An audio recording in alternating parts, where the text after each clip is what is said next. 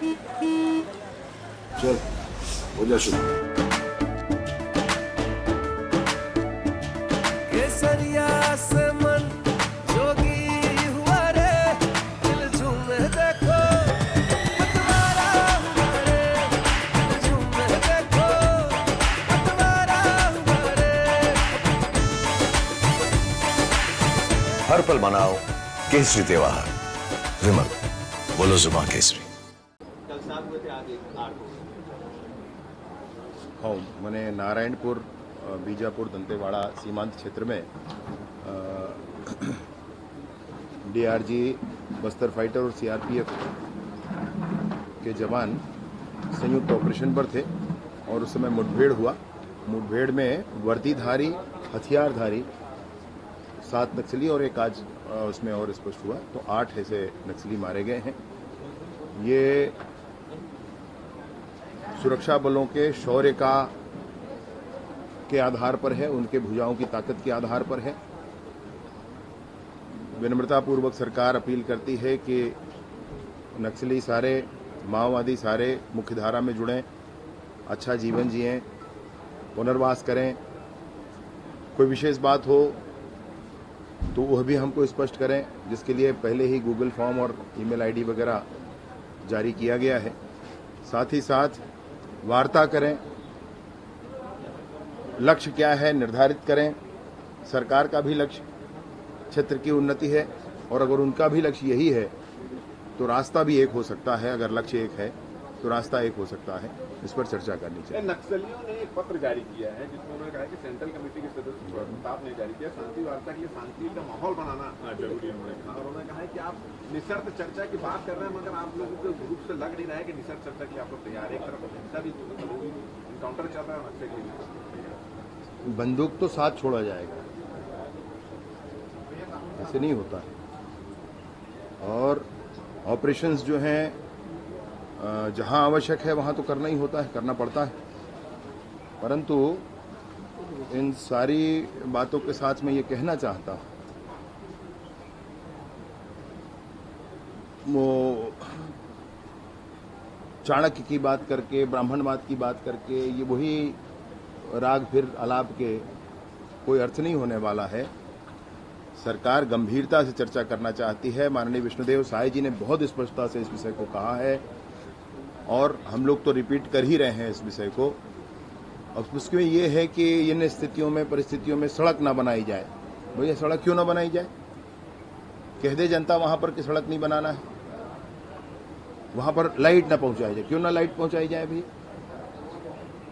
तो सड़क न बनाने की शर्त पर, लाइट न लगाने की शर्त पर ऐसे नहीं होता है। वार्ता आप करें, हमारा आग्रह है, निवेदन है। कारण यह है, हमने सुना है कि आपका लक्ष्य कुछ ऐसा है कि जिसमें आप जन कल्याण चाहते हैं, क्षेत्र का विकास चाहते हैं। सरकार का भी यही लक्ष्य है कि जन कल्याण चाहते हैं, क्षेत्र का विकास चाहते हैं। अगर लक्ष्य एक है तो रास्ता एक हो सकता है। उनके रुख से क्या नजर आ रहा है? कुछ वार्ता के लिए तैयार के मूड में है? नहीं, मैं तो यही देख रहा हूं ना, ये पत्र तो है मेरे हाथ में। इसमें उन्होंने लिखा कि राहुल जी ने अपनी पदयात्रा में बताया, चिदम्बरम जी ने फला फला बात कही, पूर्व मुख्यमंत्री जी ने ऐसा ऐसा कहा। तो अब ये सामान्य लोगों के सारे रेफरेंसेस हैं, इसमें तो बहुत स्पष्टता के साथ बात होनी चाहिए। तो मेरा तो यही आग्रह है। बस्तर में जब हम लोगों ने सिलगेर, टेकलगुड़ा, पुअर्ती के युवाओं को लेकर हम लोग रायपुर आए थे, उन्होंने रायपुर देखा, उसमें से आप सभी से उनकी स्पष्ट प्रत्यक्ष मुलाकात हुई है। 25 साल के लड़के ने अगर जीवन में टीवी न देखा हो तो और क्या करना चाहते हैं उनके साथ आप? और क्या करना चाहते हैं? कोई बता दे भाई मुझे। कौन सा विदोहन, कौन सा माने खनिज उत्खनन ये रोक कर क्या मतलब, क्या विषय है भाई? 25 साल के लड़के ने टीवी नहीं देखा है, अभी कैसे जस्टिफाई कर लेंगे इसको? आप पॉडकास्ट पर जा रहे हैं, आप एआई पर जा रहे हैं, बस्तर का लड़का टीवी भी न देखा हो। परिस्थितियों को बदलना पड़ेगा। आपके पहल पे पहली बार सेंट्रल कमेटी ने रिएक्ट किया है। अब ये जो बातचीत का स्तर है, क्या ये माना जाए कि सेंट्रल कमेटी के स्तर पे ही आप लोग चर्चा करेंगे या क्या इसमें आगे बढ़ेंगे? नहीं, देखिए, मैंने पहले भी स्पष्ट कहा है, सेंट्रल कमेटी अगर बात करती है हर्ष का विषय है। अगर दूसरे कोई समूह हैं उनके बीच में, क्योंकि उनके बीच में बड़ा फ्रैक्शन है, मुझे पता चला है। मतलब ये है कि टॉप कैडर सारे आंध्रा तेलंगाना के हैं और नीचे जो काम कर रहे हैं वो सारे छत्तीसगढ़ के हैं। छत्तीसगढ़ के लोग मतलब या तो सामान लेकर चल रहे हैं या फिर सामने फ्रंट पर जा रहे हैं, ऐसा सब है उनके साथ। टॉप कैडर जो है वो तेलंगाना के हैं, तो वो उनका अपना ये रहता है, इसीलिए जाकर के वहां ज्यादा सरेंडर करते हैं। तो उन सारे लोगों से भी मैंने फ्रैक्शन भी है आपस में, जो भी बात करना चाहे सेंट्रल कमेटी बात करती है, एक मुश्त हल निकलता है, स्वागत योग्य है। माननीय केंद्रीय गृह मंत्री जी ने यही कहा है, माननीय विष्णुदेव साय जी ने यही कहा है, हमारे मुख्यमंत्री जी ने, और मैं उनके बातों को आगे ले जाते हुए यही कहना चाहता हूं। और अगर कोई समूह भी उसमें बात करना चाहे तो भी सरकार तैयार है। ये एक्स सीएम कह रहे हैं कि बीजेपी सरकार जो है वो एसटी, एससी और ओबीसी की विरोधी सरकार है और जब से भाजपा की सरकार बनी है तब से जाति प्रमाण पत्र बनना ही बंद है। जांच के विषय को लेकर आप देख लीजिएगा, जो मैं बात आपसे कह रहा हूं, विगत 4-5 सालों में धर्म, भाई हिंदुओं में ऐसा है कि जाति प्रथा थोप दी गई जाने कभी किसी समय से, जिसको मूलतः लोग मानते नहीं है, मूलतः कहीं प्रमाण नहीं है, फिर भी थोप दी गई, लेकिन उसका आधार पर आरक्षण दिया गया, ठीक है, स्वागत योग्य है। जिस धर्म में जाति की व्यवस्था ही नहीं है, उस धर्म के लोगों को अगर आप एसटी, एससी या ओबीसी बनाएंगे तो मूल एसटी, एससी, ओबीसी के लोगों के अधिकार का हनन है। अभी मेरे पास प्रमाण है, मैं आपको दूंगा, कि जिसमें बहुत स्पष्टता के साथ ये है कि विगत वर्षों में 3-4-5 वर्षों में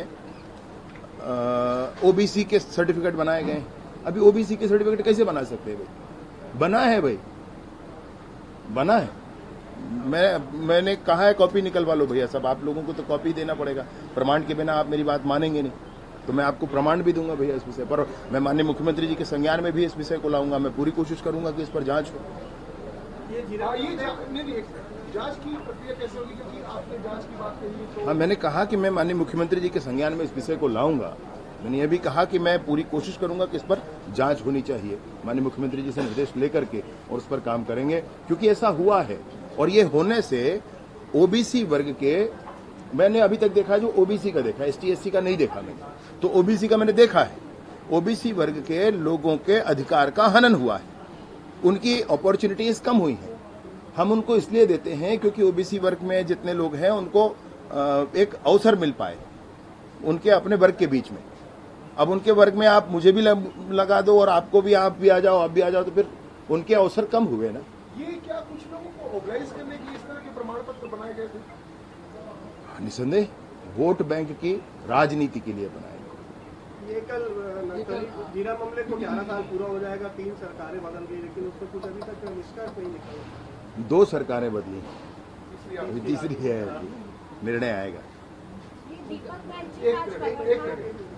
ये भूपेश बघेल जी कह रहे हैं कि उनके जेब में सबूत आपने कहा और कैसे निकालेंगे? नहीं, मैंने सुना था उनका पुराना बयान, जिसमें उन्होंने कहा था कि उनकी सरकार के पूर्व उन्होंने कहा था कि झीरम घाटी की जांच डॉक्टर रमन साहब की सरकार उसमें नहीं करा रही, तो माननीय भूपेश बघेल जी ने कहा था कि मेरे जेब में है।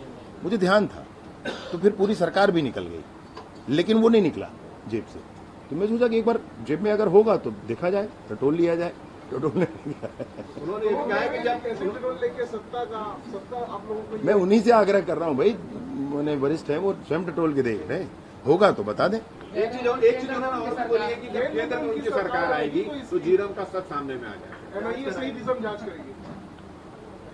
अभी अंतर्राष्ट्रीय स्तर की सरकार को भी वो कह देंगे कि अंतर्राष्ट्रीय स्तर पर पूरी दुनिया में जब उनकी सरकार आ जाएगी तब ऐसा करेंगे।